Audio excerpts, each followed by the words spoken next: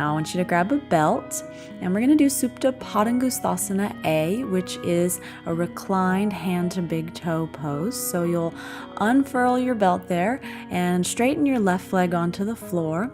Bring your right foot up into the air and put the belt either around the wide part of the ball of your foot or the arch of your foot, whichever is more comfortable. And then take the ends of the belt, one in each hand, and wrap the belt around your hands and your wrists a few times so that belt will hold your hands more than your hands gripping the belt.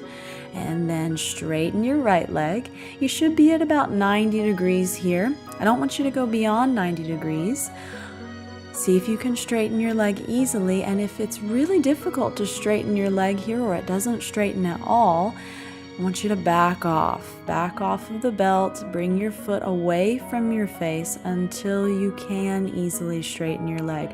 For some of you, your foot might be much closer to the floor than to your face, and that's okay. I want you to work with yourself here with compassion, right? So think about your left foot first, the one that's on the floor.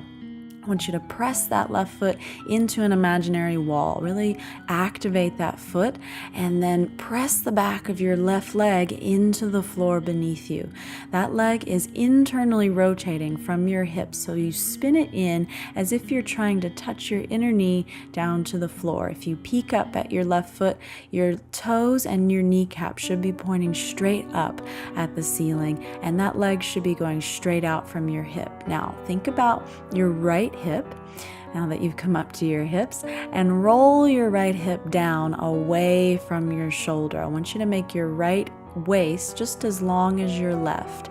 And if you feel the invitation here to draw your foot closer to your face, go for it. But if you lose that alignment in your pelvis, you've got to back off until you can get it. And if you draw your foot closer to your face and your knee bends like that, you have to back off again until you can straighten your leg.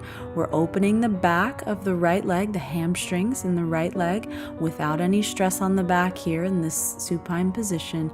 So if you bend your knee, you're defeating the purpose of the pose. So keep that leg straight. Look at your right foot up in the air and flex and spread all of those toes. Lift and spread them. Make that foot just as awake as your left. It's as if you're pressing your right foot into a ceiling right above you. Yeah, that's it.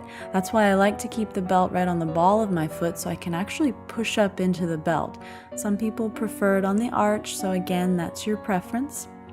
Take one more nice deep breath here, and then exhale, release. We're going to switch sides. So unwrap that belt from your hands. We're just going to take a little break before we switch. And then when you're ready, straighten your right leg onto the floor and lift that left leg up above you as you place the belt either around the arch or at the ball of your foot.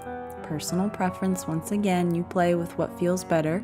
And then wrap the belt around your hands and your wrists a few times so that you don't have to grip the belt so tightly with your fingers. You want to keep your upper body relaxed here. Your arms and your shoulders and your face stay relaxed, and the work stays in your legs. So now, if you haven't already, straighten both of your legs, the right one on the floor and the left one in the air. If you need to back off to get that left leg to straighten, do that. Be nice to yourself. Work with yourself wherever you're at.